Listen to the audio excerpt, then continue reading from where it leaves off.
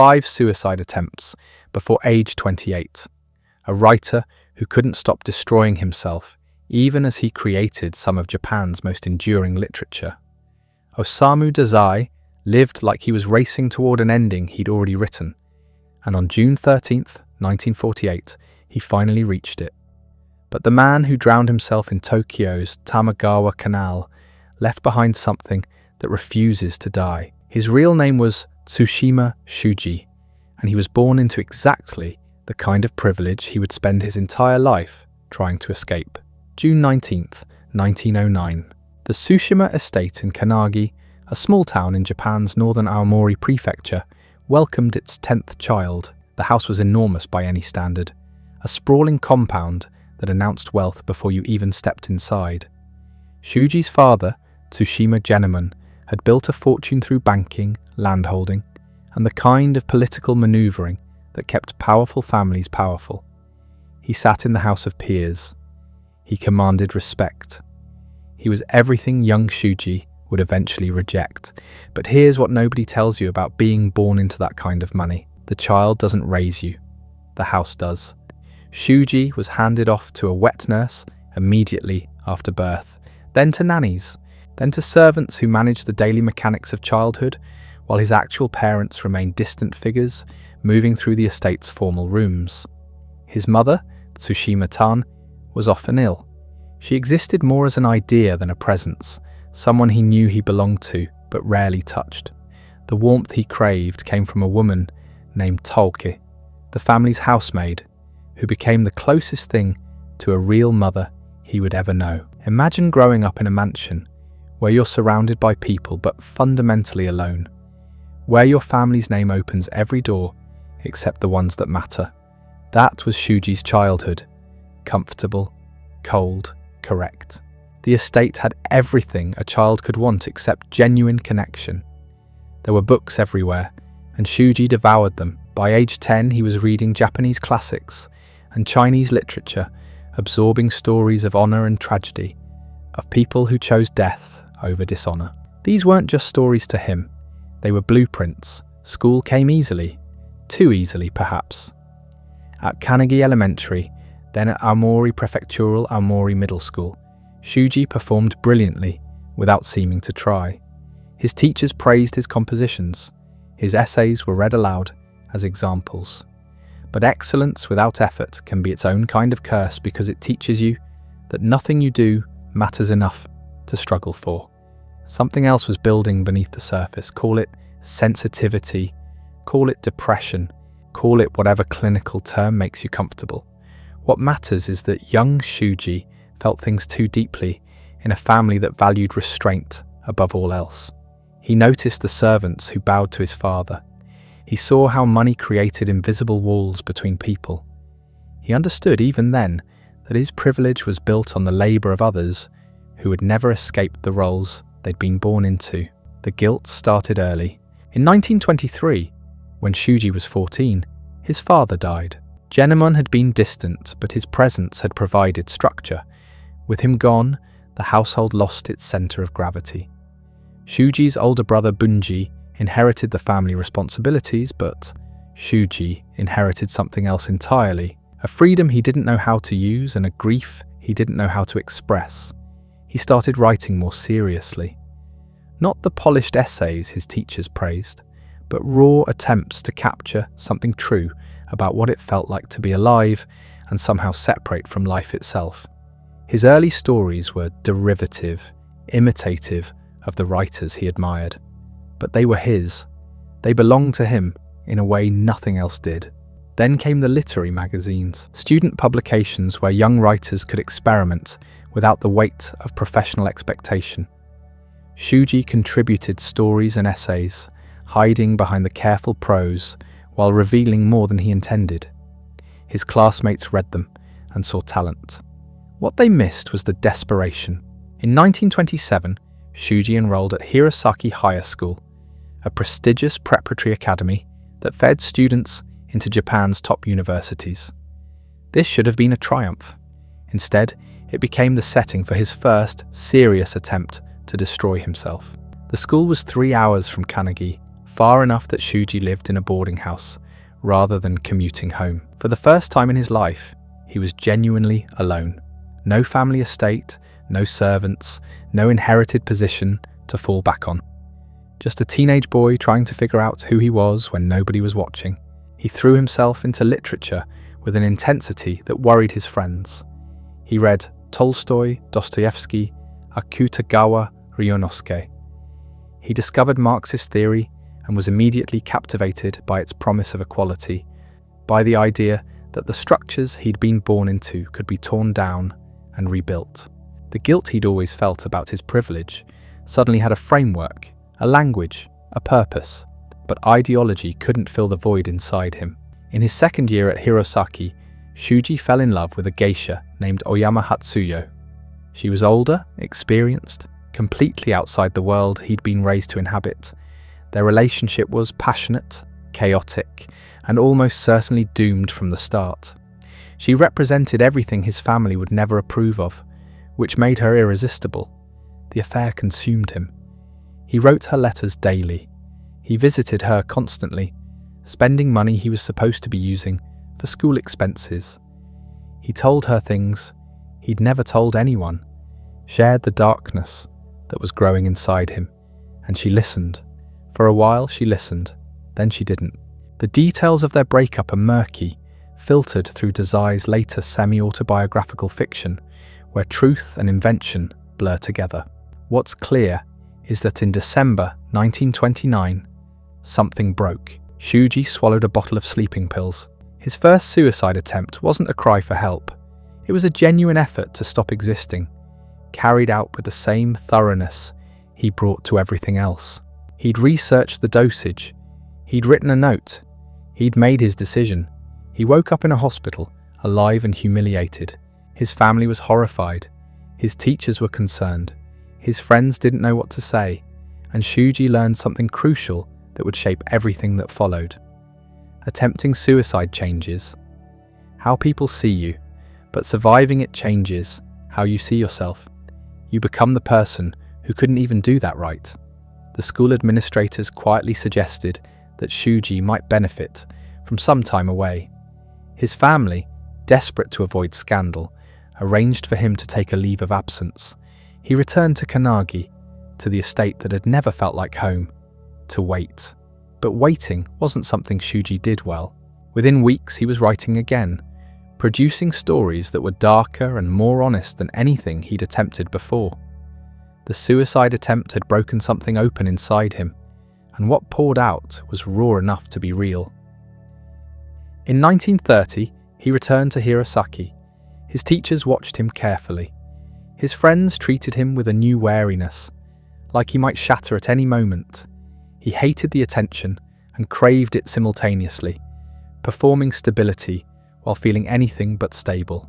He graduated in March 1930 and immediately enrolled at Tokyo Imperial University, the crown jewel of Japanese higher education. If you were brilliant and ambitious and came from the right family, Tokyo Imperial was inevitable. The French literature department accepted him, and Shuji moved to the capital with a mixture of excitement and dread. Tokyo was overwhelming in ways Aomori had never been. The city sprawled endlessly, indifferent to anyone's pain or ambition. Millions of people pursued their own private desperations, while Shuji tried to figure out where he fit in the chaos. He didn't attend many classes. The lectures bored him. The other students seemed to be playing a game he didn't understand, positioning themselves for careers in government or academia, while Shuji wanted something else entirely.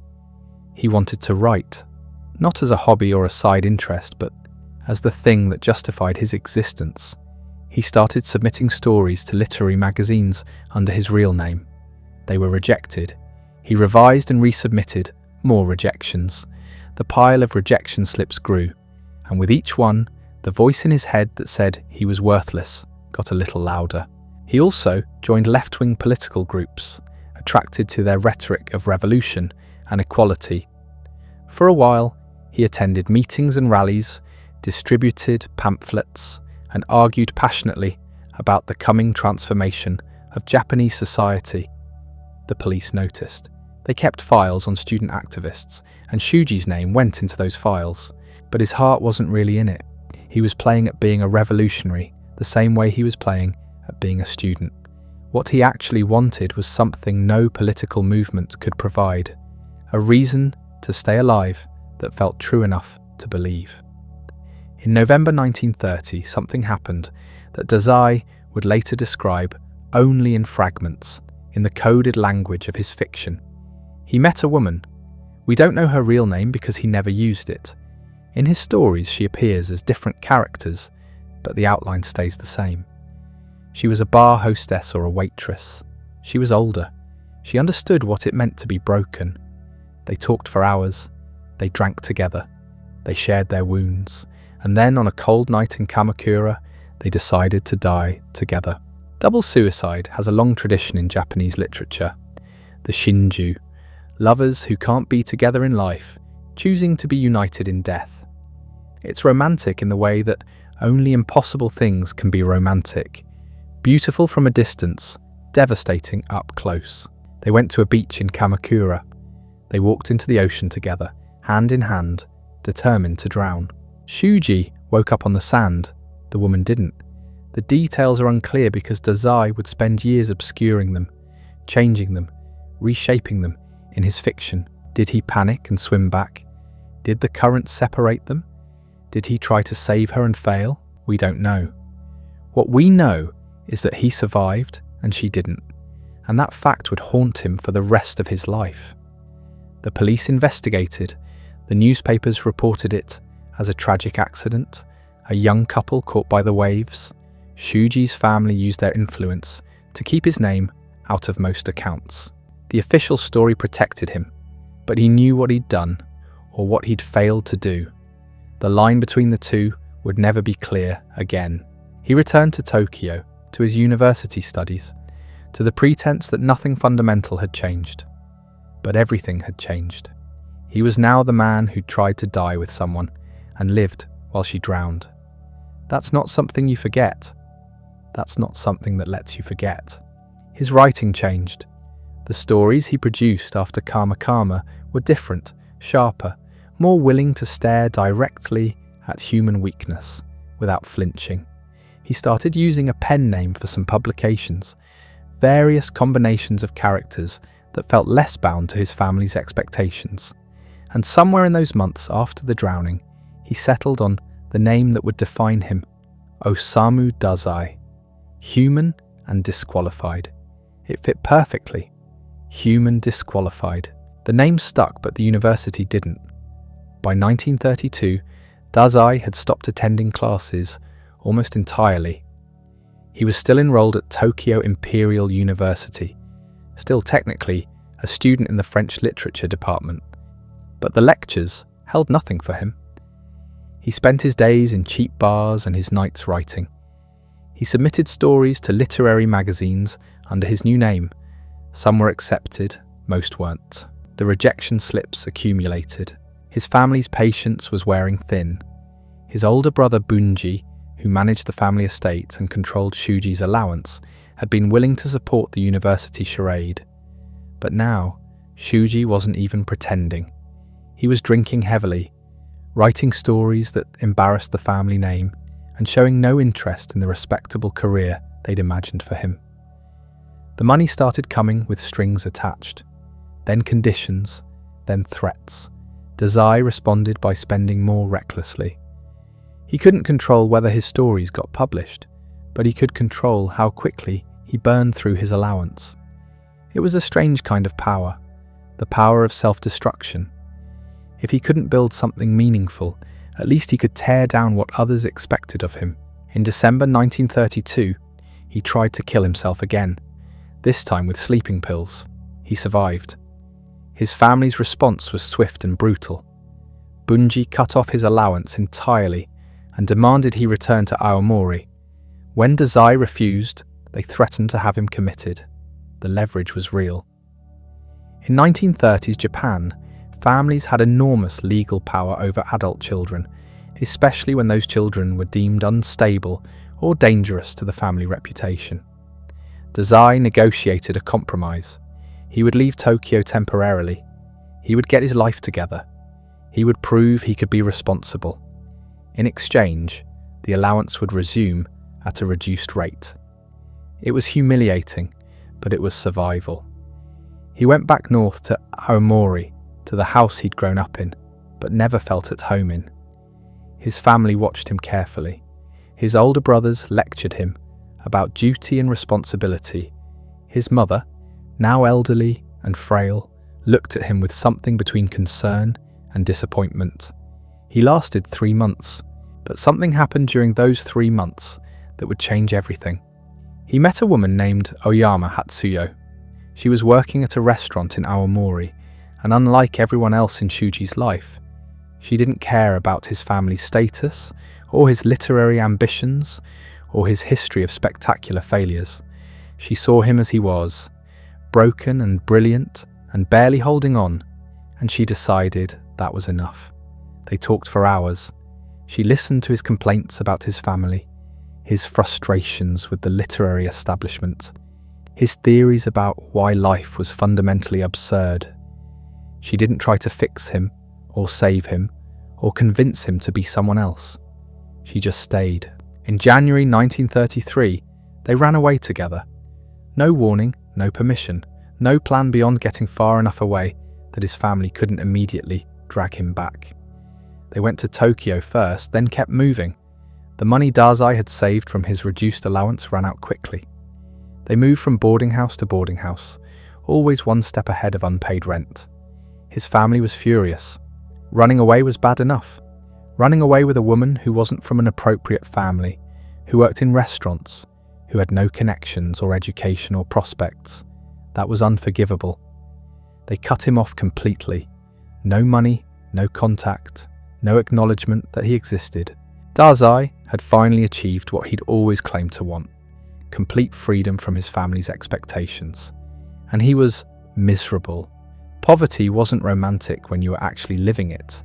The boarding houses were cold. The meals were inadequate. His health, never robust, began to deteriorate. But he kept writing. He wrote stories about down-and-out intellectuals, about men who'd given up everything for some vague principle, and then discovered that principles don't keep you warm or fed, about the strange intimacy that develops between people who have nothing left to lose. The stories were good. They were getting better, but they still weren't selling. In March 1933, he submitted a story to a prestigious literary competition. The prize was significant money, and more importantly, serious recognition. He was convinced he'd win. The story was the best thing he'd written, a dark comedy about a student who stages his own suicide to see how people will react. It was funny and cruel, and deeply honest about human weakness. He didn't win. He didn't even place. The judges selected other writers, more established names, safer choices. Dazai was devastated.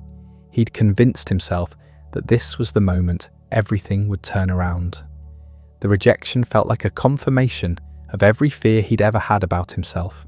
He tried to kill himself again, this time by hanging. Hatsuyo found him before he died. She cut him down, got him breathing again, and then sat with him while he cried and apologized and promised he wouldn't try again. They both knew the promise was worth nothing. His family, hearing about the suicide attempt through distant connections, decided they needed to intervene before Shuji actually succeeded in killing himself and creating a scandal they couldn't control. Bunji travelled to Tokyo and found them in a cheap boarding house in Komagome.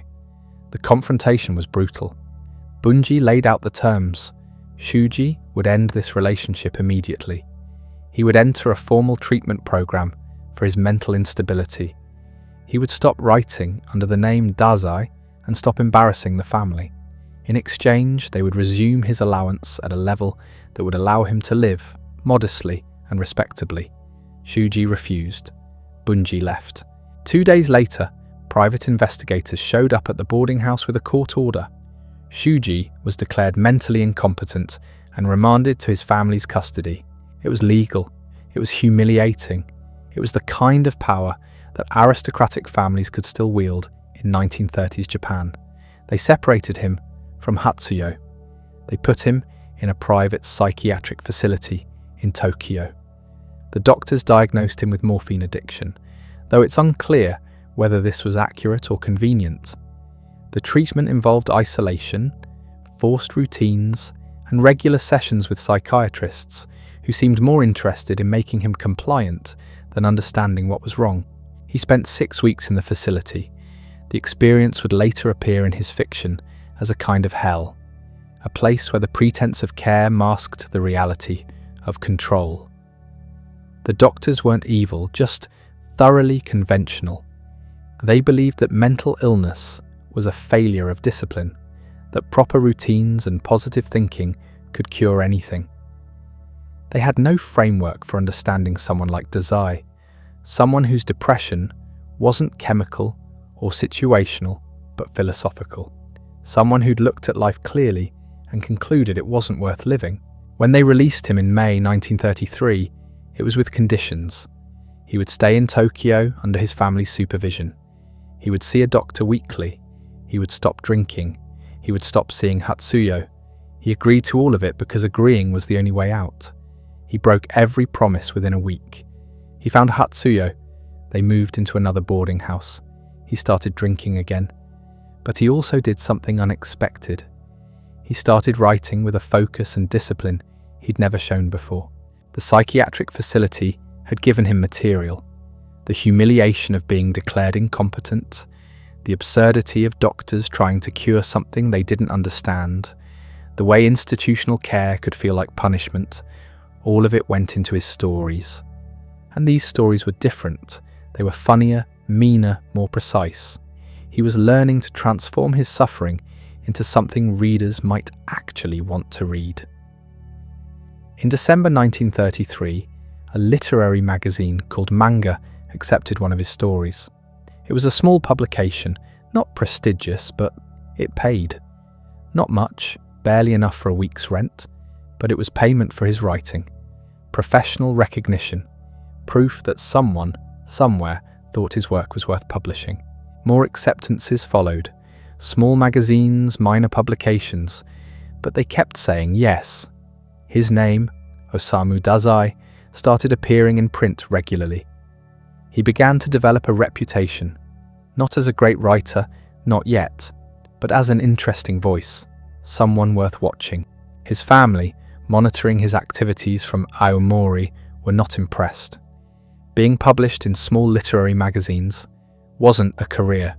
It was an expensive hobby. Bunji sent letters demanding that Shuji give up this writing nonsense and come home. Shuji sent polite replies and continued writing. By early 1934, Dazai had published enough stories that he could credibly claim to be a professional writer. Not a successful one, not someone who could actually live on their writing income, but someone who was regularly published. It was the thinnest possible justification for his life choices, but it was something. He submitted stories to more prestigious magazines. Most were rejected, but occasionally one would be accepted. Each acceptance felt like vindication. Each rejection felt like proof that he was worthless.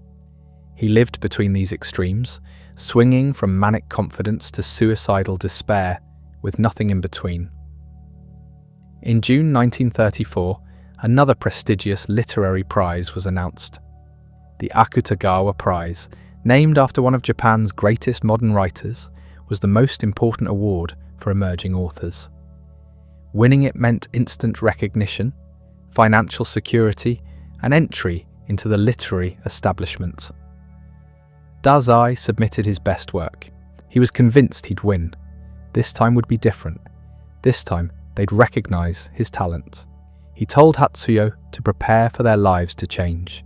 He imagined the acceptance speech, the interview requests, the respect from critics who'd ignored him. The announcement came in July. He didn't win. The judges praised his technical skill, but found his work too dark, too personal, too wallowing in weakness. They wanted literature that uplifted readers, that showed them something beautiful or noble. Dazai's stories did the opposite. They showed readers their own ugliness reflected back at them. He was devastated. The rejection felt personal because it was personal. They weren't just rejecting his stories, they were rejecting him. The darkness he wrote about wasn't a stylistic choice. It was who he was. He spent the next month drinking heavily and writing stories that grew progressively more bitter and self-lacerating. If the literary establishment wanted something uplifting, he'd give them the opposite. If they wanted nobility, he'd show them degradation. If they couldn't handle his darkness, he'd make it darker. In August 1934, he tried to kill himself again.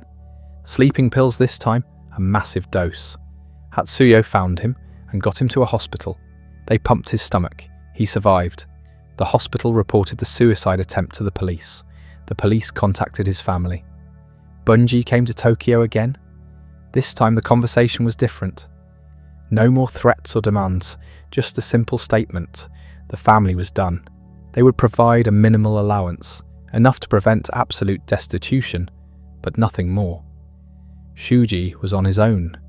If he wanted to destroy himself, they wouldn't stop him. But they also wouldn't help him anymore. It should have felt like freedom. Instead, it felt like abandonment. All his life, Dazai had been fighting against his family's expectations. Now that they'd finally given up on him, he discovered that rebellion requires something to rebel against. Without their disapproval to define himself against, he felt untethered. But something shifted. Maybe it was hitting bottom. Maybe it was the realization that he'd pushed everyone as far as they could be pushed. Maybe it was just exhaustion. Whatever it was, Dazai started writing differently. Less concerned with shocking people or proving something, more interested in capturing the truth of what it felt like to be alive when you weren't sure you wanted to be. The stories he wrote in late 1934 and early 1935 were his best yet. They were still dark, still preoccupied with failure and weakness, but they had something new, compassion. Not for himself exactly, but for the kinds of people he wrote about. The drunks and failures and people who'd given up. He wasn't judging them anymore. He was just showing them as they were. And then he met someone who understood. Her name was Oyama Hatsuyo. Not his wife, a different Hatsuyo. This one was a geisha working in the Ginza district where Tokyo's intellectuals and artists gathered. She was beautiful in a quiet way, educated, well-read. She'd chosen her profession deliberately, seeing it as more honest than marriage. At least when men paid for her company, everyone knew what the transaction was. Dazai met her at a bar in early 1935. He was drunk, as usual, ranting about the literary establishment. Most people tuned him out or laughed at him. She listened, not with pity, but with genuine interest. When he finished his tirade, she asked him a simple question. If writing made him this miserable, why did he keep doing it? He didn't have an answer. Or rather, he had too many answers, none of them quite right, because it was all he knew how to do, because he needed to prove something, because stopping would mean admitting defeat, because despite everything, he still believed that words mattered. She nodded. Then she told him about herself, how she'd grown up poor, how she'd watched her mother work herself to death in a factory, how she'd decided early on that she'd rather sell beauty than labour, how the men who came to her talked about their wives, their jobs, their disappointments, how lonely everyone was, even the ones who seemed to have everything. They talked until dawn. When they parted, she gave him her address and told him to come back when he was sober. She wanted to read his work. He did come back. Sober was relative, but he brought manuscripts. She read them carefully, asked intelligent questions, pointed out places where he was trying too hard to shock, and places where he'd captured something true. She didn't pretend to be a literary critic, but she understood people, and his stories were about people, even when they were about himself. They became lovers, not in the conventional sense. Their relationship was too complicated for that. She had other clients, he was still technically married, but they understood each other in a way that felt more intimate than sex. She saw through his performance of dissolution. He saw through her performance of contentment. She also did something no one else had done. She made him eat. Actual meals, not just alcohol. She'd cook simple food, rice and fish, and sit across from him while he ate. She didn't lecture him about taking care of himself. She just put food in front of him and waited. The allowance from his family was barely enough to survive on. Hatsuyo the geisha helped supplement it, slipping him money when he was too broke to buy cigarettes. He hated taking it, but he took it anyway. Pride was a luxury he couldn't afford. In the spring of 1935, he started writing a story that would become one of his most famous. It was called Flowers of Buffoonery, and it was about a failed writer named Yozo who'd attempted suicide with a woman. The woman had died, Yozo had survived. Now he was trying to understand what it meant to keep living when you'd been prepared to die. It wasn't autobiography, exactly, but it wasn't fiction either. Dazai was doing something he hadn't quite done before. He was using the framework of his own life, but transforming it into something larger. Yozo wasn't just Dazai. He was anyone who'd ever felt fundamentally unable to connect with the world around them. Anyone who'd performed normalcy while feeling like an alien inside. The story was published in a literary magazine in June 1935. The response was immediate and polarizing. Some critics called it self-indulgent garbage, wallowing in weakness. Others recognized that Dazai had captured something essential about modern alienation, about the gap between who we are and who we pretend to be. What mattered more than the critical response was the letters. Dazai started receiving letters from readers, young people mostly, who said the story had articulated feelings they'd never been able to express. They felt like frauds too. They felt like they were performing life rather than living it. They thought they were the only ones who felt this way. Reading Dazai made them feel less alone. This was new. For years, Dazai had been writing to prove something to the literary establishment, to his family, to his former teachers. Now suddenly he was connecting with actual readers, people who didn't care about literary technique or stylistic innovation. They just wanted someone to tell them the truth about what it felt like to be lost. It should have made him happy. Instead, it terrified him. Because now he had a responsibility. If people were seeing themselves in his work, then what he wrote mattered. It wasn't just self-expression anymore. It was something people were using to make sense of their own lives. He started drinking more. The irony wasn't lost on him. The more successful his writing about self-destruction became, the more self-destructive he became. But it wasn't just the drinking. It was the realization that he'd stumbled into a trap of his own making. His readers wanted authenticity, wanted him to keep writing about failure and alienation. But what if he wanted to write about something else? What if he got better? The question was theoretical anyway. He wasn't getting better. In August 1935, Dazai was hospitalized with appendicitis. Simple procedure, routine surgery. But while he was recovering, the doctors noticed signs of something else. His hands shook. He sweated at night. He couldn't sleep without sedatives. They asked about his drinking. He lied, said it was moderate, under control. They didn't believe him. They ran tests. His liver was already showing damage. He was 36 years old and his body was breaking down. The doctors told him directly. If he kept drinking at this rate, he wouldn't see 40. He promised to quit. Meant it too, for about 3 days. Then he went back to the bars in Ginza, back to the routine of writing in the morning and drinking all night. Because the alternative was facing the empty hours sober, and sober the thoughts came. Thoughts about what his life had become, about the gap between what he'd imagined and what he'd achieved. Drunk, he could almost believe he was living the bohemian artist life he'd romanticized as a student. Sober, he was just a failed writer with a broken marriage, a morphine addiction he couldn't quite kick, and a family that had given up on him. Hatsuyo the geisha tried to help. She cut him off sometimes, refused to give him money for alcohol. It never lasted. He'd throw tantrums, make scenes, threaten to kill himself. Eventually, she'd give in because she couldn't bear watching him suffer. She understood the trap she was in. Every time she enabled him, she made things worse. Every time she refused, he'd find another way to get what he wanted. The first wife, the other Hatsuyo, finally divorced him in late 1935. The process was simple because there was nothing to divide. No property, no children, no assets. Just the formal dissolution of a marriage that had been dead for years. She remarried within 6 months, a stable man with a government job. Dazai heard about it through mutual friends. He told himself he was happy for her. Maybe he even believed it. What he didn't expect was how much the divorce would hurt. Not because he still loved her, he wasn't sure he'd ever loved her in the way marriage required, but because it was final evidence that he destroyed everything he touched. She'd believed in him once. She'd left her family for him, and he'd repaid that faith by dragging her into his chaos until she had no choice but to escape. He wrote a story about it naturally, called it The Flowers of Buffoonery Part 2.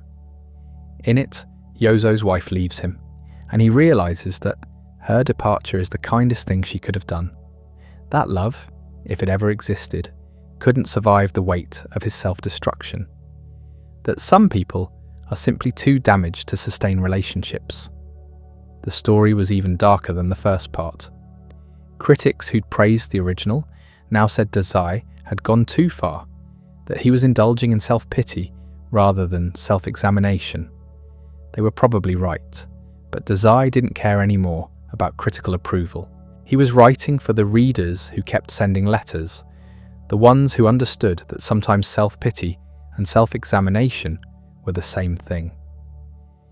In early 1936, something unexpected happened. A small publisher offered to collect his stories into a book. Not a major publisher, not the kind of deal that would make him famous or wealthy, but a real book with his name on the cover. A physical object that would exist in the world independent of magazines and literary journals. He called it The Final Years. The title was deliberate, provocative. He was 37 years old and calling the collection his final years. Critics noted the melodrama. Readers understood he meant it literally. He expected to die soon. The book was his attempt to leave something behind. The collection came out in June 1936. Sales were modest, reviews were mixed, but something had shifted. People were starting to recognize Dazai's name, not as a scandal or a suicide case, but as a writer, someone who articulated a particular kind of modern despair. Tokyo in the mid-1930s was changing. The military was gaining power, nationalism was on the rise.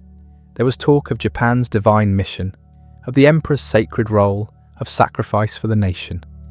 The culture was moving toward collective purpose and away from individual expression. Writers were expected to contribute to the national spirit. Dazai's stories about failure and alienation were increasingly out of step with the times. Some critics began suggesting that his work was unpatriotic, that it weakened the national character by focusing on weakness rather than strength. He ignored them, partly because he didn't care about nationalism, partly because he couldn't write any other way. But the pressure was real. Publishers were becoming cautious about what they published. Magazines were rejecting stories that seemed too dark or too individualistic. The space for the kind of writing Dazai did was shrinking. He responded by writing more, faster, more desperately, as if he knew time was running out and he needed to get the words down before the opportunity disappeared. The quality was uneven. Some stories were brilliant, raw, honest. Others were sloppy, self-indulgent, rushed. Hatsuyo the geisha watched him deteriorate. She'd seen plenty of men destroy themselves. It was part of her profession. But Dazai was different. He wasn't destroying himself out of weakness or lack of discipline. He was doing it deliberately, methodically, as if self-destruction was a project he'd committed to completing. She asked him once why he drank so much when it was clearly killing him. He thought for a long time before answering. Then he said something she never forgot. "I'm not drinking to die. I'm drinking to make it bearable to be alive. The dying is just a side effect." She understood then that there was no saving him. Not because he was beyond help, but because being saved wasn't what he wanted. He wanted to feel things, even if those feelings were unbearable. He wanted to stay conscious, even if consciousness was agony. The alcohol wasn't an escape. It was what made the not escaping possible. In the fall of 1936, Dazai's health collapsed again. Not one thing, but everything at once. His liver, his stomach, his nerves. He was admitted to a hospital, this time for weeks rather than days. The doctors told him again that he was killing himself. He nodded, took their advice seriously for about as long as it took them to leave the room. While he was hospitalized, he wrote, constantly. The nurses would find him at 3 a.m, hunched over a notebook, his hand cramping from hours of writing. They'd tell him to rest. He'd promise to stop soon. Then he'd keep writing. What was he writing? Stories about being in hospitals, stories about doctors who thought they could save people who didn't want to be saved, stories about the gap between medical care and actual healing, stories about what it felt like to know your body was breaking down while your mind stayed sharp enough to document every stage of the collapse. He was released in late November with strict instructions. No alcohol, proper diet, regular sleep. He followed the instructions for 2 days. On the 3rd day, he went back to the bars. Hatsuyo stopped trying to save him around this time, not because she stopped caring, because she realized he'd made a choice, and her interference was just adding guilt to his existing burden. So she shifted roles, from savior to witness, from someone trying to pull him back from the edge to someone willing to sit with him while he stood there. This mattered more than she knew. Dazai had spent his life surrounded by people trying to fix him. His family, his teachers, his publishers, even some of his friends. All of them treating his despair like a problem that could be solved with the right intervention. Hatsuyo was the first person who looked at his pain and didn't immediately try to make it go away. She acknowledged it, sat with it, let it exist without rushing to cure it. He started talking to her differently after that. Not about surface things, weather and gossip and the war news everyone discussed in bars. About what it actually felt like to be him. The constant sense of being slightly outside himself, watching his own life from a distance. The way emotions hit him with the intensity that seemed disproportionate to their causes. The exhaustion of performing normalcy when normal was something he'd never really understood. She listened, didn't offer solutions, didn't tell him it would get better, just listened. And in those conversations, Dazai began articulating ideas that would later appear in his best work. The concept of the double bind, being trapped between contradictory demands, the performance of self, the gap between who we are and who we pretend to be, the way society creates standards of normalcy that exclude anyone who doesn't fit them naturally. He was developing his philosophy, not through formal study but through lived experience. Every failed relationship, every drunken night, every hospital stay was data. He was building a theory of human nature, from the ground up, using himself as the primary case study. But theory didn't pay rent. By early 1937, Dazai was broke again. Not just poor. Broke. He'd borrowed money from everyone who'd lent to him. Publishers were refusing advances because he'd spent previous ones without delivering manuscripts. His father's estate was still providing a small allowance, but it was barely enough to survive on. He needed work, real work, not the occasional story sale that brought in a few yen. The problem was he had no marketable skills beyond writing, and his reputation was making him increasingly unemployable even in literary circles.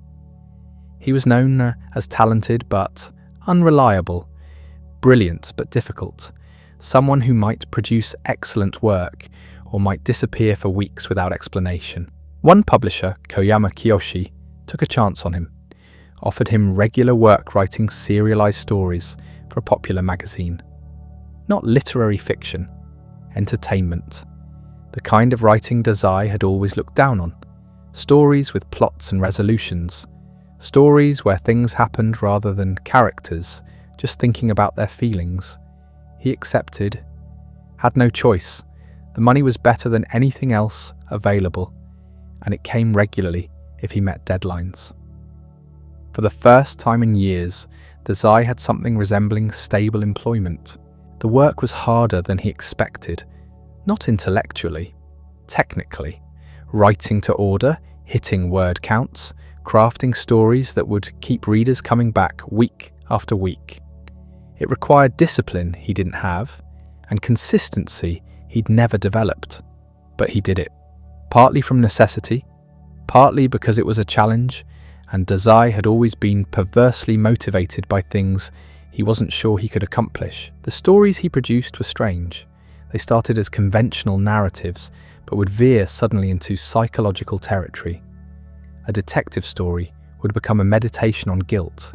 A romance would transform into an examination of self-deception. Readers didn't always know what to make of them, but they kept reading. Something about Dazai's voice, even in commercial work, was compelling. Koyama was pleased. Not with the quality necessarily, with the fact that Dazai was actually delivering. Week after week the stories appeared. They weren't always on time. Sometimes they came in hours before deadline, with Dazai literally running them to the office. But they came.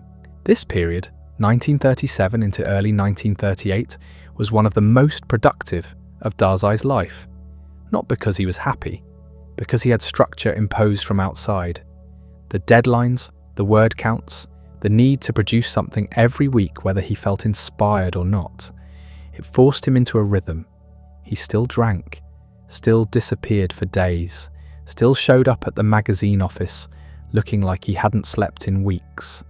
But he was writing, and in between the commercial work, he was also producing his own stories. Darker, more personal work that he knew wouldn't sell to popular magazines, but that he needed to write anyway. One of these was a story called Schoolgirl, written in a single night, barely revised, published in a small literary journal that paid almost nothing. It's told from the perspective of a teenage girl, first person, stream of consciousness, just her thoughts as she goes through an ordinary day. School, home, interactions with family and friends.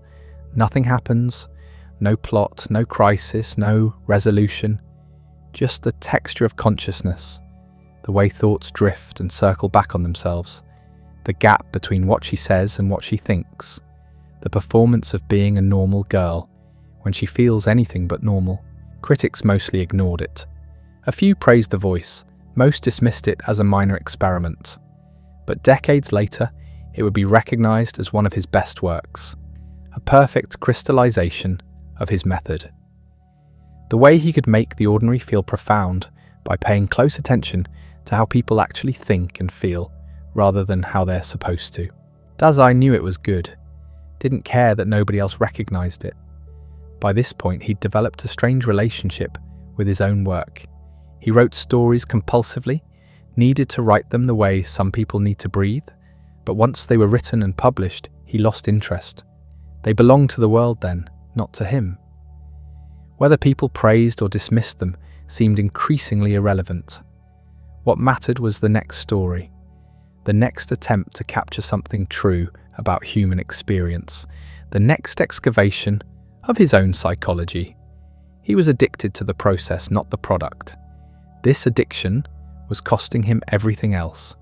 His relationship with Hatsuyo was deteriorating, not dramatically, through slow erosion.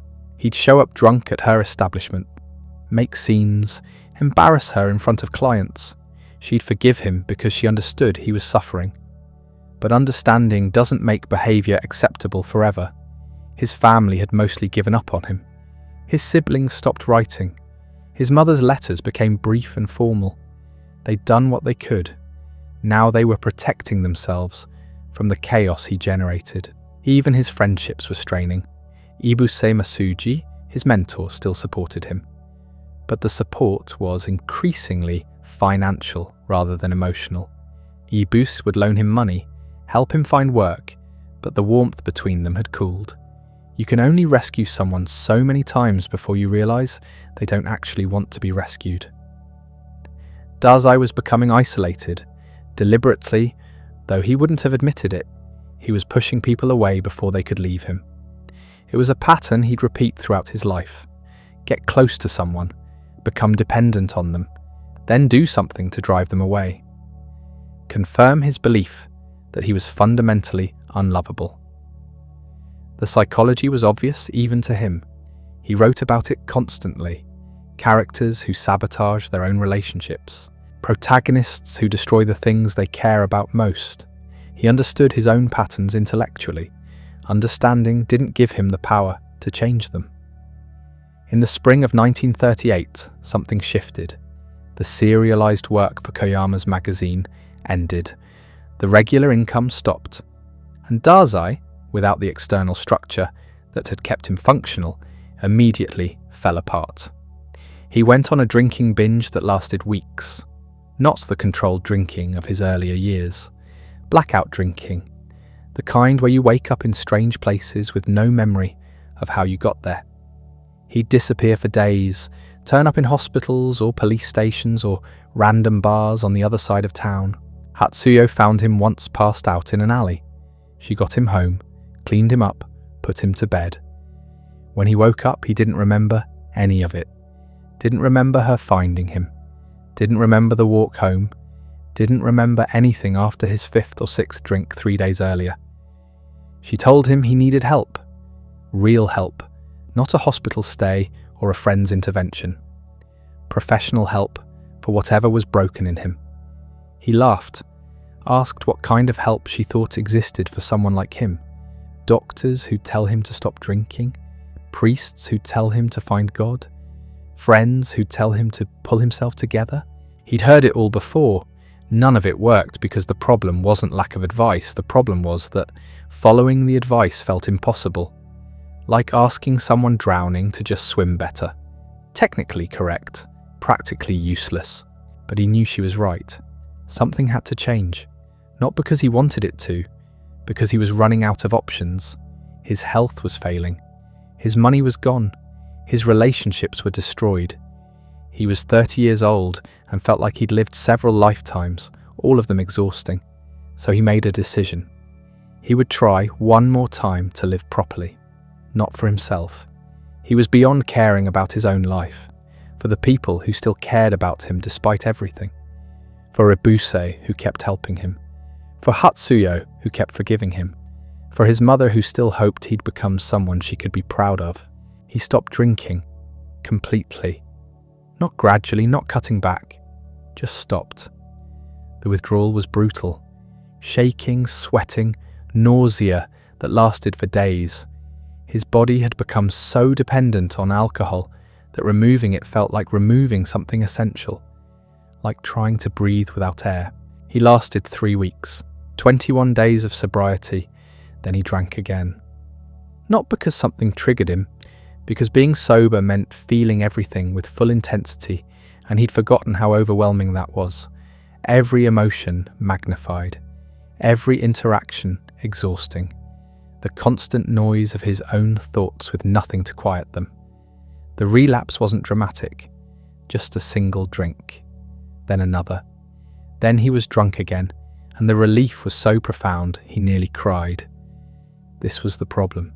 Drinking made him sick, but sobriety made him suffer. There was no good option, just a choice between different kinds of pain. Hatsuyo left him shortly after, not angrily, with sadness and a kind of finality that was worse than anger.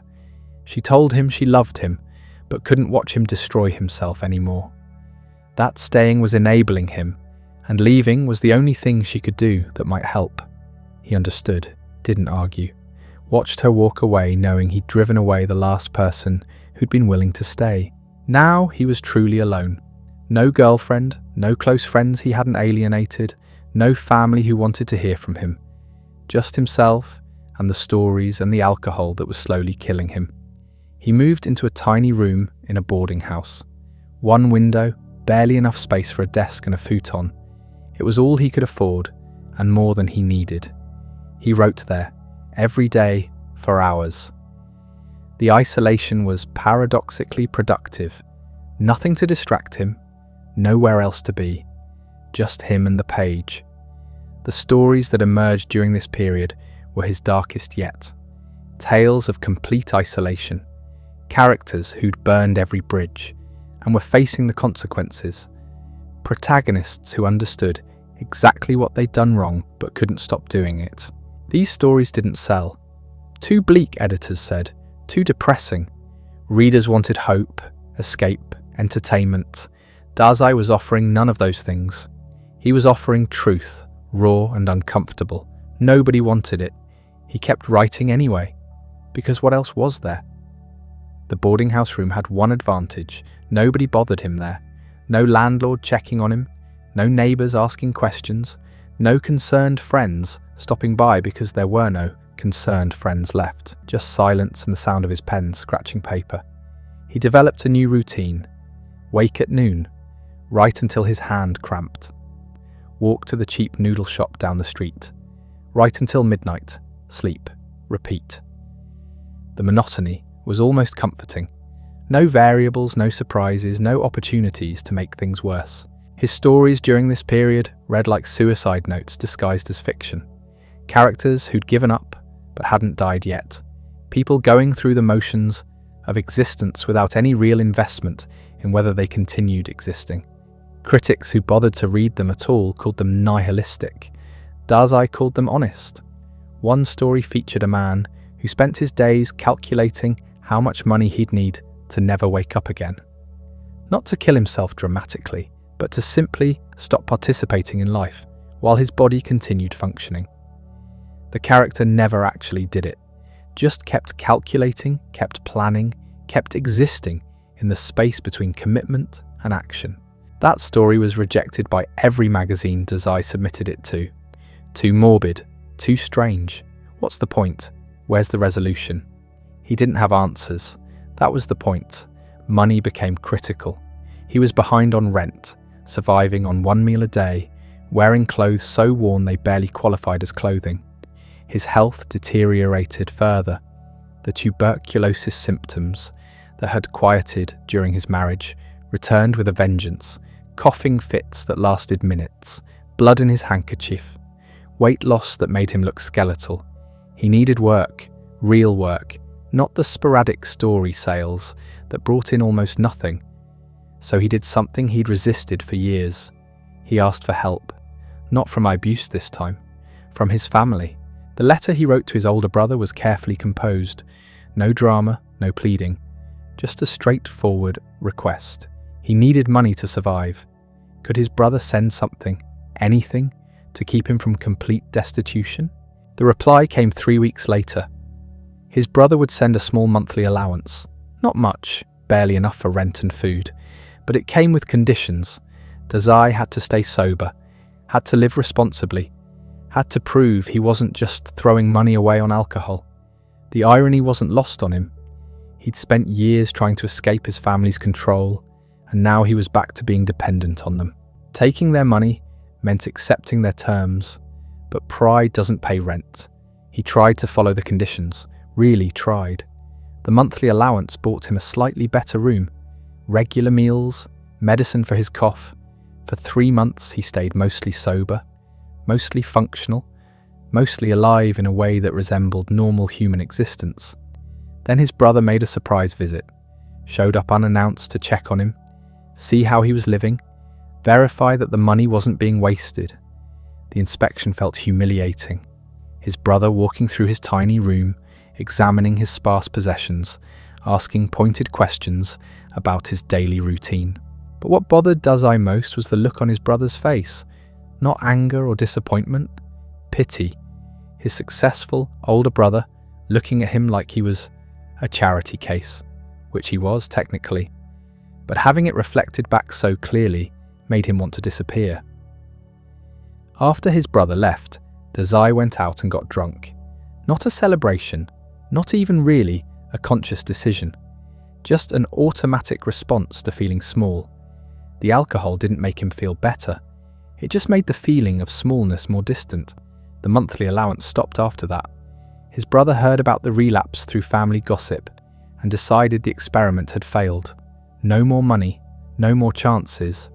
Dazai was on his own again, which brought him back to where he'd started. Broke, alone, sick, writing stories nobody wanted to publish. The cycle was becoming predictable, even to him. But something shifted during this period. Not dramatically, no sudden revelation or moment of clarity. Just a gradual recognition that the current trajectory ended in only one place, and he wasn't quite ready to arrive there yet. He started thinking about his writing differently. Before, he'd written to express himself, to purge his darkness, to turn his suffering into something that might justify its existence. Now he began wondering if he could write to survive.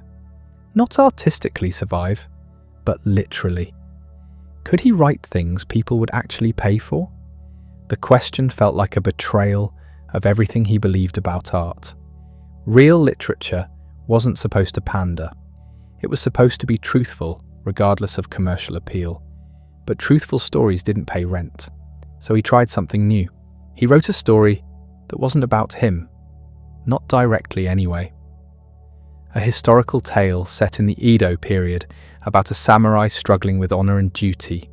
It had themes he cared about, but wrapped in a narrative that felt more accessible. Less like staring directly into someone's personal abyss. He submitted it to a magazine he'd never worked with before. Expected rejection, as usual. Instead, they accepted it. Not only accepted it, but paid him more than he'd earned from any previous story, and they asked for more. The relief was almost physical. He could eat, could pay rent, could buy medicine. The story hadn't been his most honest work, but it had been honest enough.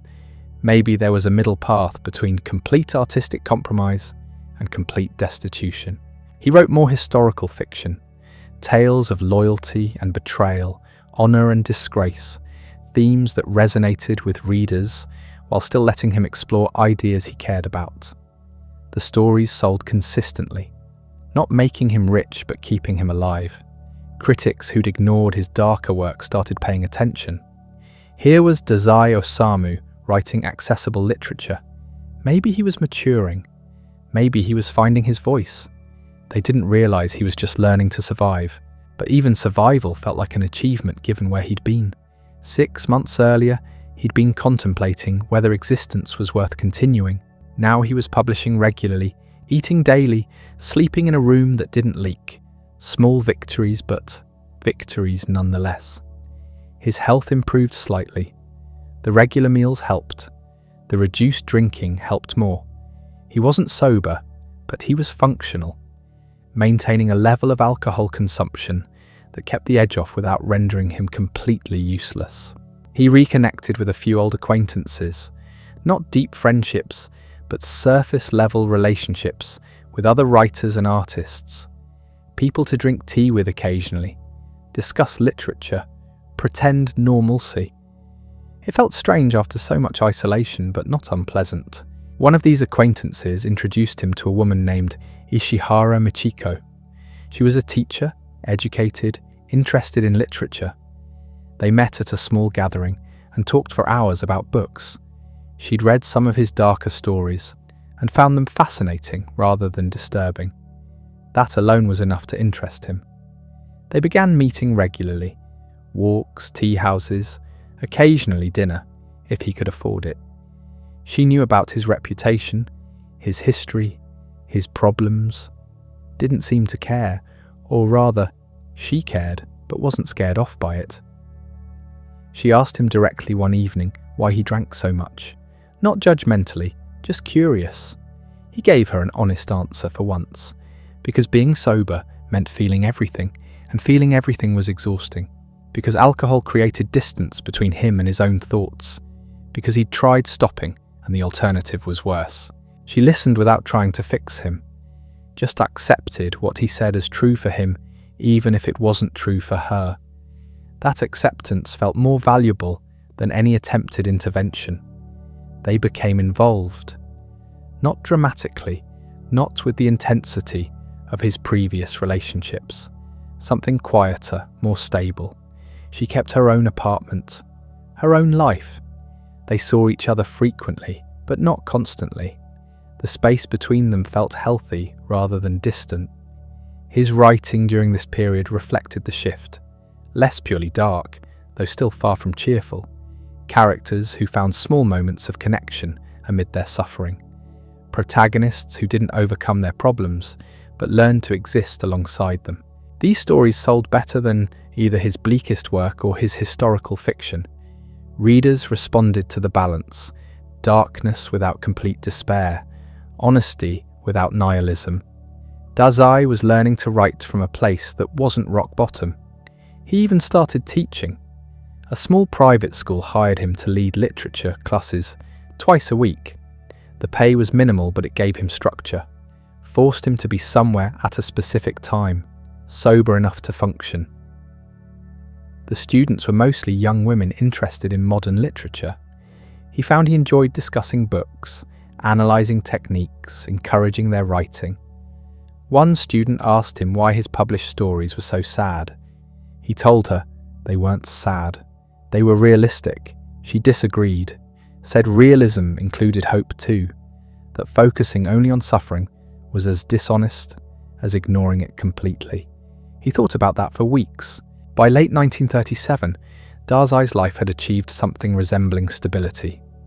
He was 30 years old, publishing regularly, earning enough to live modestly, maintaining a relationship that didn't destroy him. His family back in Aomori heard about his improvements through relatives in Tokyo. They remained skeptical but cautiously hopeful. His older brother visited again. The meeting was less tense this time. Dazai showed him published stories, introduced him to Michiko, demonstrated that he'd assembled something approximating a functional adult life. His brother left satisfied, even offered to resume a small monthly supplement to help with expenses. For the first time since his university days, Dazai felt like he might actually survive. Not thrive, not triumph, but simply continue existing without constantly teetering on the edge of collapse. But he remained wary of this stability. Every time things improved in the past, disaster followed. The better things got, the further there was to fall. So he waited for the collapse he felt certain was coming. What came instead was war. In July 1937, the Marco Polo Bridge incident sparked full-scale war between Japan and China. The conflict that had been simmering for years exploded into open warfare. Japan mobilized, young men were conscripted, the entire nation shifted toward military focus. Dazai watched this unfold with a strange detachment. He was too sick for military service, his tuberculosis and general poor health making him unsuitable for conscription. He wouldn't be going to war, but everyone around him would be affected. Students left school to enlist. Fellow writers were drafted. The literary world contracted as men disappeared into the military. The war changed everything about Japanese society. Resources became scarce. Censorship increased. Publications that had accepted his work now rejected anything that wasn't supportive of the war effort. The space for honest, dark, questioning literature shrank to almost nothing. He tried writing patriotic stories, tales of heroic soldiers, noble sacrifice, unwavering loyalty to the emperor. They were terrible, wooden, unconvincing, lifeless. Editors could tell his heart wasn't in them. They rejected the stories and suggested he find other work. But what other work? He was a writer who could only write honestly. Honesty was now unpatriotic. The country was at war and demanded unity, sacrifice, unquestioning support. Complexity and doubt were luxuries Japan could no longer afford. So he stopped trying to publish, wrote in his notebooks instead. Private thoughts, observations, fragments of stories that would never see print. The writing became a kind of secret resistance, not political resistance exactly, just insisting on maintaining his internal life, while external life demanded total conformity. Michiko supported this decision. Her school closed as resources dried up, and she found work at a factory making supplies for the military. Everyone was contributing to the war effort. Everyone except Dazai, who couldn't fight and wouldn't write propaganda. He felt useless again. The stability he'd built was crumbling, but not because of anything he'd done wrong. The entire world was changing around him, and there was nothing he could do to stop it. He started drinking again. Not catastrophically at first, just enough to blur the edges of consciousness, to make the days tolerable. Michiko noticed but didn't say anything. What could she say? The man couldn't work, couldn't publish, couldn't contribute to the war effort everyone else was consumed by. If drinking helped him cope with that uselessness, maybe it was necessary. The literary world he'd belonged to was disintegrating. Writers he knew were either conscripted, silenced by censorship, or producing nationalist propaganda he couldn't stomach. The magazines that had published his work were now filled with stories about brave soldiers and noble sacrifice. There was no room for the kind of writing he did. He tried reading instead, spent hours at second-hand bookstores finding foreign novels that hadn't been banned yet. Russian literature, mostly. Gogol, Dostoevsky, Chekhov. Writers who understood suffering, who wrote about people struggling against forces beyond their control. The Japanese translations were old and sometimes inaccurate, but he didn't care. These books were companions when human companionship felt impossible. Michiko worked long hours at the factory, came home exhausted, hands raw from handling materials. She never complained. That made it worse somehow. She was doing something real, contributing to the country's survival, while Dazai sat home reading novels and getting slowly drunk. In 1938, his tuberculosis flared again. Not as badly as before, but enough to require bed rest.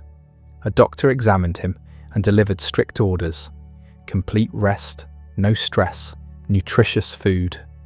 None of these things were possible. Food was increasingly scarce. The nation was pouring everything into the war machine. Civilians made do with less and less. He recovered slowly, partially, enough to function, but never feeling truly healthy. His body had become another thing he couldn't rely on. It would betray him whenever circumstances demanded anything from him. The war news was relentless. Victory after victory, according to official sources. China was being subdued. Japan was establishing its rightful place as Asia's leader. Every newspaper, every radio broadcast hammered the same message. The empire was invincible. Dazai didn't believe it.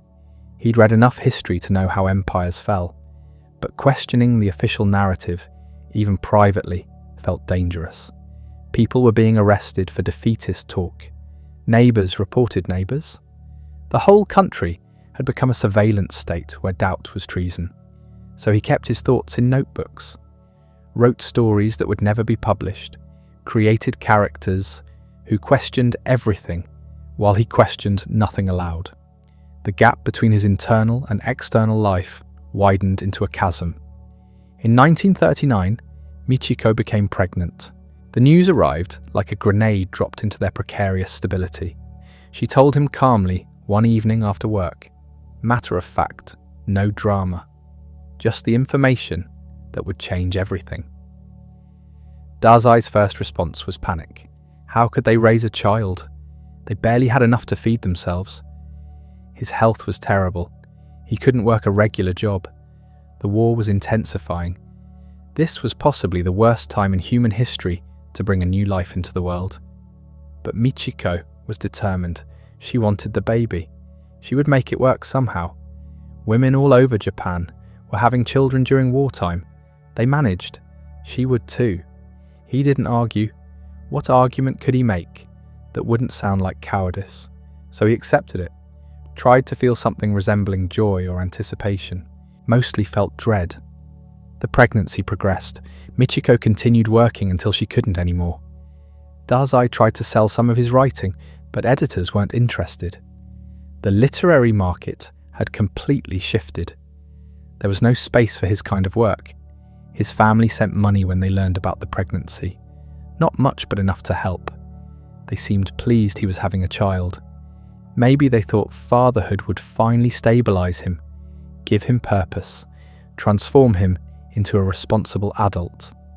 In June 1940, Michiko gave birth to a daughter. They named her Sonoko. Dazai held her for the first time and felt absolutely nothing. This tiny creature that was supposedly his child, supposedly someone he should love immediately and completely. He looked at her and felt only detachment, like she was someone else's baby he was holding temporarily. This absence of feeling terrified him more than anything he'd experienced. What kind of person doesn't feel anything when holding their newborn daughter? What was wrong with him? He tried to fake it, made appropriate noises, smiled when people congratulated him, said the things new fathers were supposed to say. Inside, he felt hollow. Another failure to add to the long list. Michiko seemed to love the baby naturally, effortlessly. She held Sonoko with complete tenderness, spoke to her softly, devoted herself entirely to caring for this new life. Dazai watched this maternal love and felt excluded from it, like he was observing from behind glass. The baby cried constantly, or maybe all babies cried constantly, and Dazai just noticed it more because he was home all day, while Michiko returned to work after a few weeks. They needed the income. Someone had to earn money, and Michiko was the only one capable of it. So Dazai became an unwilling caretaker, changed diapers, tried to soothe the crying, walked Sonoko around their small apartment for hours. He was terrible at it. The baby sensed his incompetence, cried harder in his arms. He started drinking during the day, just enough to take the edge off, just enough to make the hours tolerable. Michiko would come home and find him slightly drunk, the baby crying, the apartment a mess. She didn't say anything, but her disappointment was obvious. The war intensified. Japan struck deeper into China, moved into Southeast Asia. Resources became scarcer. Food rationing tightened. Everything was controlled, regulated, distributed by the state. People stopped complaining because complaining was dangerous. Dazai watched Japan transform into something unrecognizable. The country he'd grown up in, for all its problems, had contained spaces for art, literature, individual thought. Those spaces were closing. Everything was being subordinated to the war effort. Individual lives mattered only as they served the empire. He tried writing propaganda again, stories about heroic soldiers, devoted wives waiting at home, children proud of their fathers fighting for the emperor. Maybe if he could produce acceptable work, he could earn some money, feel less useless. The stories were rejected. Editors could tell they were mechanical, lifeless. His heart wasn't in them, and it showed. One editor told him bluntly to stop trying. His work was too dark, too questioning, too unsuitable for the current moment. Perhaps after the war, there would be space for his kind of writing again, but not now. So he stopped submitting, focused on surviving, getting through each day without disaster. It was a low bar, but some days he couldn't clear even that. Sonoko grew, started crawling, then walking. She was a beautiful child according to relatives who visited. Dazai looked at her and saw only obligation, another person depending on him when he could barely manage himself. Michiko grew distant, not angry exactly, just tired. She worked all day, came home to care for the baby, managed the household on almost nothing. Dazai's contribution was minimal. He existed in the apartment like a ghost, present but not really there. They stopped talking about anything meaningful. Conversations became purely functional. What food needed buying, when the baby needed medicine, how to stretch the ration coupons. The emotional connection that had drawn them together had frayed to almost nothing. In 1941, everything changed again. December 7th, Pearl Harbor, Japan attacked the American naval base in Hawaii. War with the United States began. The conflict that had been primarily Asian now became global. The news was presented as a great victory. Japan had struck a devastating blow against the arrogant Americans. The empire was unstoppable. Final victory was certain. Dazai heard the announcements and felt sick. America was massive, industrialized, impossibly powerful. Japan might win battles, but couldn't win this war. Anyone with basic mathematical literacy could see that. Japan's industrial capacity couldn't match America's. The resource disparity was overwhelming, but no one could say this. The official line was absolute confidence in victory. Questioning it was treason. So people celebrated in the streets while Dazai sat home, understanding that Japan had just committed national suicide. The war fever intensified. Every aspect of life was militarized. Children were trained to fight with bamboo spears. Women were organized into neighborhood associations to watch for defeatist talk. The secret police expanded. Anyone could be arrested for anything. Dazai kept his head down, wrote nothing that could be misconstrued, said nothing that could be reported, survived by becoming invisible. His tuberculosis flared again in early 1942, worse this time. The doctor prescribed rest and better nutrition, both impossible. There was no rest with a toddler in a tiny apartment. There was no better nutrition when everyone was starving. He spent weeks in bed, coughing blood, unable to sleep. Michiko cared for him when she could, but she was working longer hours now. The factory had expanded, needed more workers. She was gone before dawn, returned after dark. Sonoko stayed with neighbours during the day. Different neighbours each week as arrangements constantly fell apart. The child was being raised by strangers while her mother worked and her father lay sick and useless. He recovered enough to function. Never felt healthy, but reached a baseline level of misery he could maintain. The tuberculosis was always there, waiting to flare up again whenever his body weakened. The war news stopped being victories. Now there were strategic retreats, regrouping, holding positions. Anyone paying attention could read between the lines. Japan was starting to lose. Not dramatically yet, just slowly bleeding resources and men it couldn't replace. Food became scarcer. The rationing system barely provided enough to survive. People grew thin. Children showed signs of malnutrition. The black market flourished, but Dazai had nothing to trade.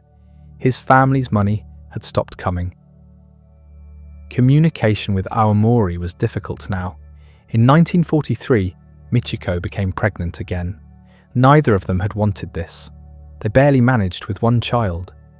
But contraception was expensive and unreliable, and they were still occasionally intimate when exhaustion didn't prevent it. So another child was coming, whether they were ready or not. Dazai felt nothing about this news. No panic this time.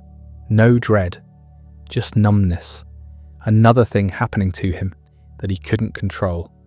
The second child, another daughter named Masako, was born in November. Dazai held her and felt the same absence of feeling he'd experienced with Sonoko. This tiny person, who was supposedly his, who he should love, who he felt nothing toward. Michiko seemed to love both children. She divided herself between work, childcare, household management, and somehow maintained her energy. Dazai watched in awe and guilt. She was doing everything. He was doing nothing. He tried to help more, took care of the children while she worked, but he was still terrible at it. The girls cried when he held them, calmed when their mother returned. They understood even as infants that he was unreliable. The war turned decisively against Japan. Island after island fell to American forces. The air raids began. Not on Tokyo yet, but other cities were being bombed. People started evacuating to the countryside. Cities emptied. Dazai and Michiko stayed in Tokyo because they had nowhere else to go. His family in Aomori wasn't offering shelter. They'd cut off support entirely, frustrated by his continued uselessness. Michiko's family was struggling themselves, so they remained in the city as American bombers got closer. The air raid sirens became routine. People stopped going to shelters because the raids were so frequent it was impossible to maintain normal life if you hid every time. Dazai watched Tokyo prepare for invasion. Civilians were being trained to fight. School children practiced with bamboo spears. The government announced that every Japanese citizen would fight to the death rather than surrender. Victory or annihilation, those were the only options. He knew how this would end. Complete destruction. The empire would fall and take millions of people with it. Maybe everyone. Maybe Japan itself would cease to exist. But he couldn't leave. Couldn't save his family. Couldn't do anything except wait for whatever came next. The fire came in March 1945, the night of March 9th. Dazai was home when the sirens started. Not unusual. They went off constantly now, but this time felt different, more urgent. The sound wouldn't stop. Michiko grabbed the children. They should go to a shelter, she said. Dazai followed her outside and saw the sky to the east glowing orange. Not searchlights, fire. The bombers had come. 300 American B-29s dropped incendiary bombs on the eastern residential districts of Tokyo. The bombs weren't designed to destroy military targets. They were designed to burn. Wooden houses packed tightly together in neighborhoods where poor people lived. The perfect fuel. The fires created winds that fed the flames, which created stronger winds in a cycle that turned entire districts into furnaces. People couldn't escape because the fire moved faster than they could run. They suffocated from smoke before the flames reached them, or they burned alive trying to flee. The canals filled with people trying to escape the heat, and they boiled. Over 100,000 people died that night, more than would die later at Hiroshima. Dazai stood with his family on a hill watching the eastern sky burn. The smell of smoke was everywhere. Ash fell like snow. He held Sonoko while Michiko held the baby. They watched Tokyo die.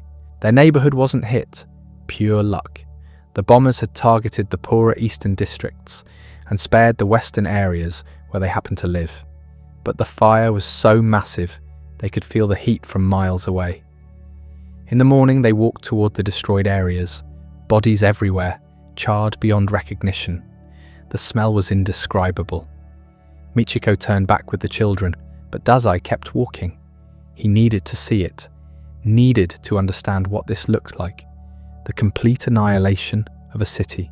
Streets that had been full of life yesterday were now corridors of ash and bone.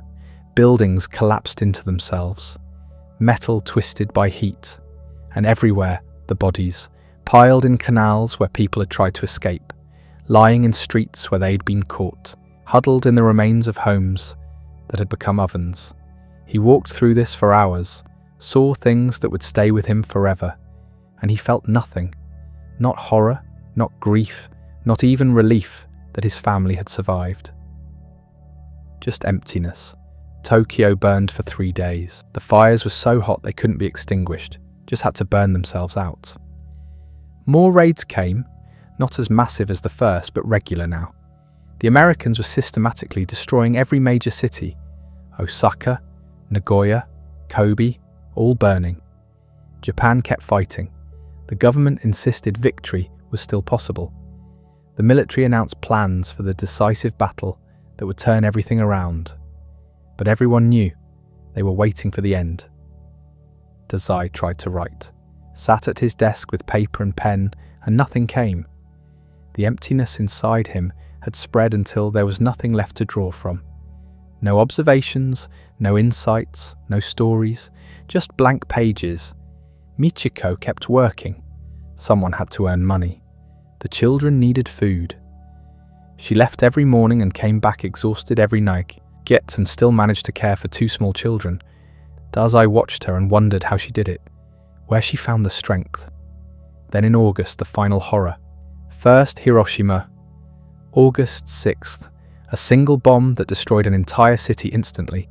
The government said nothing about it at first, just that Hiroshima had been attacked. But rumors spread. 1 bomb, 1 plane, an entire city gone. People couldn't comprehend it. 3 days later, Nagasaki. Another single bomb, another city erased. And then the announcement. The emperor would speak on the radio. The emperor never spoke on the radio. His voice was considered too sacred for common broadcast. But on August 15th, every radio in Japan carried his address. The war was over. Japan had surrendered unconditionally. The empire had fallen. People wept in the streets, not from joy, from grief and shame and shock. Everything they'd been told, everything they'd sacrificed for, everything they'd lost, all for nothing. Millions dead, cities destroyed, the nation humiliated, and it was over. Dazai felt nothing. The war ending was just another thing happening around him. The American occupation began immediately. Soldiers arrived in Tokyo within weeks. People expected atrocities, revenge for what Japanese forces had done across Asia. But the Americans were mostly disciplined. They distributed food, started rebuilding, treated the defeated population better than anyone expected. Japan was transformed almost overnight. The emperor announced he wasn't divine after all, just a man. The military was disbanded. The old government dissolved. Democracy was imposed from above. Women could vote, land reform, constitutional changes. Everything that had defined Japan for decades was swept away. And people adapted. They had to.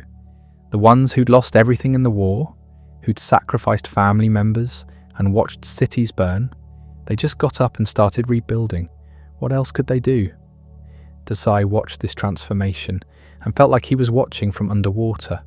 Everything was muffled and distant. Life was happening, but he wasn't part of it. The empty feeling that had started during the war wouldn't leave. Michiko suggested he try writing again. Publishers were looking for new voices. The occupation had lifted censorship. You could write about anything now. Write about the war, she said. Write about what you saw. But when he sat down, nothing came. The blank pages mocked him. Months passed. Tokyo slowly rebuilt. People cleared rubble, reconstructed homes, started businesses. The black market became the regular market. Food became more available. Life impossibly continued. And Dazai remained stuck, unable to write, unable to work, unable to feel anything except the void inside him. Then something shifted. He couldn't explain it, but one morning in late 1946, he sat at his desk and words came. Not easily, not joyfully, but they came. He wrote about the war, about watching Tokyo burn, about living through the end of everything and feeling nothing, about the emptiness that had consumed him. The words were dark, bitter, stripped of hope, but they were honest, more honest than anything he'd written before. He showed the manuscript to Michiko. She read it in one sitting, then looked at him with an expression he couldn't read. "It's good," she said. "It's really good." But it's also terrible. He understood what she meant. The work was accomplished, but it was brutal. No redemption, no meaning, no lessons learned. Just the raw experience of surviving something that killed your capacity to feel. He sent it to publishers. Most rejected it. Too dark, they said. People didn't want to read about despair. They wanted stories of resilience, of overcoming, of finding meaning in suffering. His manuscript offered none of that.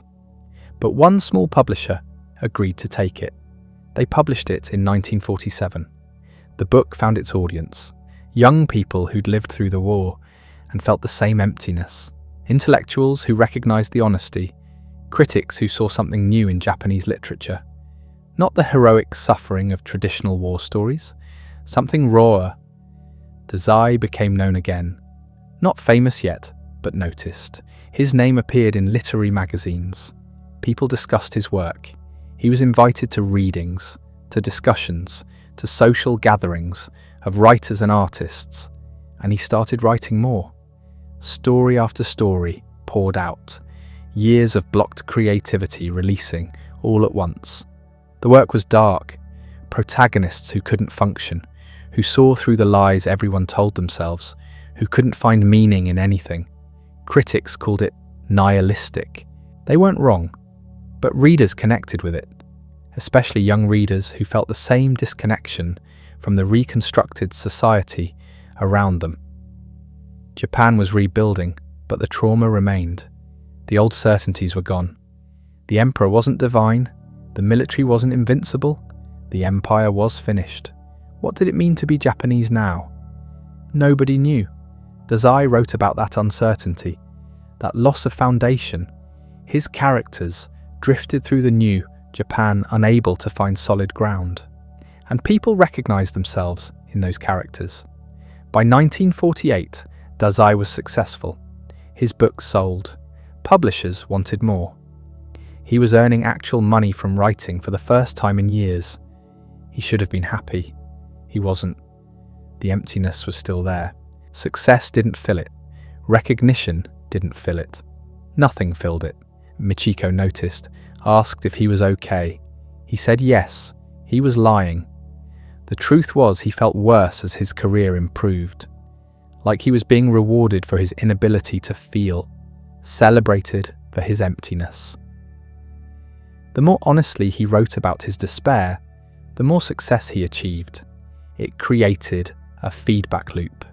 He felt hollow, so he wrote about hollowness, which made him successful, which made him feel more hollow because success based on despair felt meaningless. He started drinking more.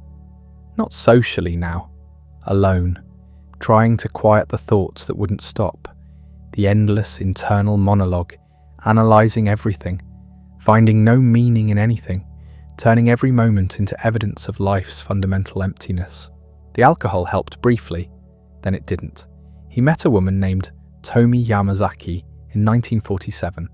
She was a beautician, a war widow with a young daughter. They met at a party and started talking, and she seemed to understand him in a way Michiko never had. Michiko was practical, resilient, focused on survival.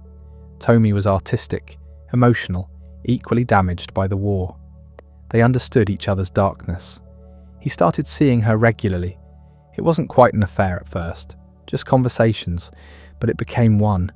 He was betraying Michiko again, the woman who'd saved him, who'd kept their family alive through the war.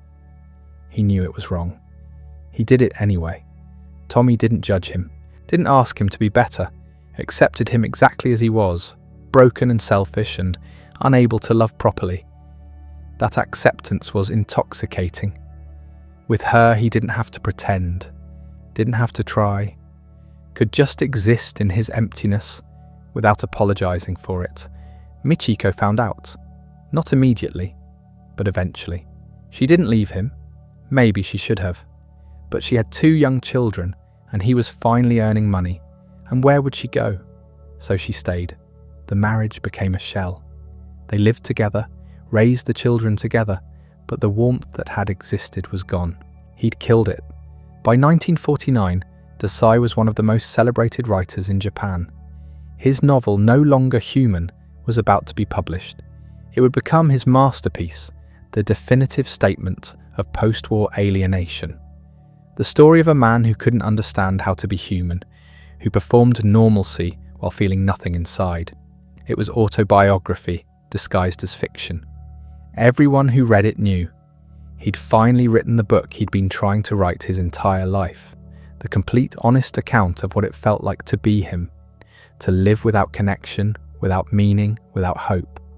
And he knew as he finished it that this was as far as he could go. There was nothing left to say after this, no deeper truth to uncover. 2. He'd reached the bottom and there was nothing there, just emptiness all the way down. The book was scheduled for publication in the summer. He wouldn't live to see it become a phenomenon. The ending was already written. Not in the book, in his life. He'd been writing toward this ending since he was a teenager. Every failed suicide, every betrayal, every moment of emptiness, all building toward the final scene he'd always known was coming. He just had to find the courage to write it. June 13th, 1948, early morning. Dazai and Tomi walked to the Tamagawa Canal. They talked about this, planned it, not impulsively, deliberately. They tied themselves together with a red sash. Then they walked into the water. 6 days later, their bodies were found downstream. Dazai was 38 years old, his birthday. The final irony, he'd spent his entire life trying to die and succeeded on the day he was born. The funeral was massive. Thousands attended. Fellow writers, critics, readers who'd never met him but felt they knew him through his work. Michiko was there with their daughters, Tomi's family, all the people he'd hurt or abandoned or failed.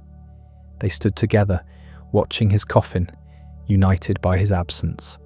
The obituaries called him a genius, a voice of his generation, a writer who'd captured something essential about post-war Japan. They weren't wrong, but they also weren't complete, because what Dazai had really captured was something older and more universal than post-war anything.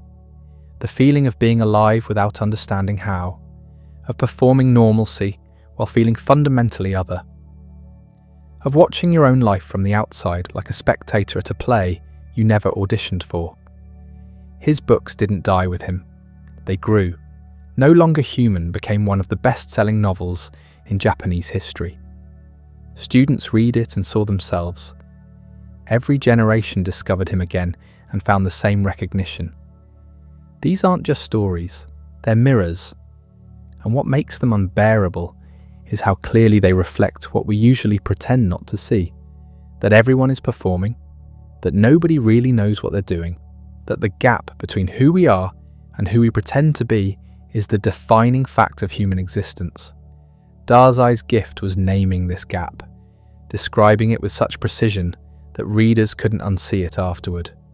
His curse was living it so completely he couldn't escape. The man who wrote about being disqualified from humanity created work that made millions of people feel human for the first time. The man who couldn't connect gave voice to everyone who'd ever felt disconnected. The man who wanted to die gave meaning to people trying to figure out how to live. That's the paradox. His work survives because he didn't. His honesty about despair helps people endure their own despair. His refusal to lie about suffering makes suffering more bearable for those who come after. 70 years after his death, Dazai's books still sell, still get read, still make people feel seen. Students discover him and think he's writing about their generation. Every era claims him because the feelings he described don't age. They're permanent features of consciousness, the price of being self-aware enough to question your own existence. Japan rebuilt, became an economic power, rose from the ashes Dazai had watched falling. The country he died in barely resembles the country he was born into. Everything changed, but Dazai's work remains current because the questions he asked don't have historical answers. What does it mean to be human when being human feels impossible? How do you live authentically in a world that demands performance? What do you do when you see through everything, including yourself? These aren't post-war questions. They're permanent questions, and Dazai answered them the only way he knew how, by living them completely, by refusing every comfortable lie, by choosing honest despair over false hope, by writing it all down with brutal clarity, then by walking into the water. The legacy isn't the death, the legacy is the work. Dozens of books, hundreds of stories, thousands of pages of someone trying to tell the truth about what it felt like to be alive. Not the truth about Japan or war or society, the truth about being conscious, about feeling everything too much, about the unbearable weight of existence. His mother taught him to look at the stars and see order. He spent his life looking at people and seeing chaos. Both were right, both were true. The universe is vast and ordered and indifferent. We're small and chaotic and desperate for meaning. The gap between those realities is where Dazai lived, where he wrote from, where he died.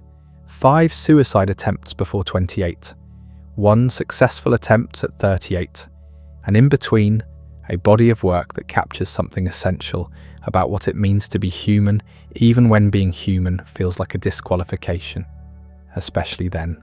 Osamu Dazai drowned himself in Tokyo's Tamagawa Canal on June 13, 1948. But the questions he asked are still breathing, still demanding answers, still making readers uncomfortable enough to think.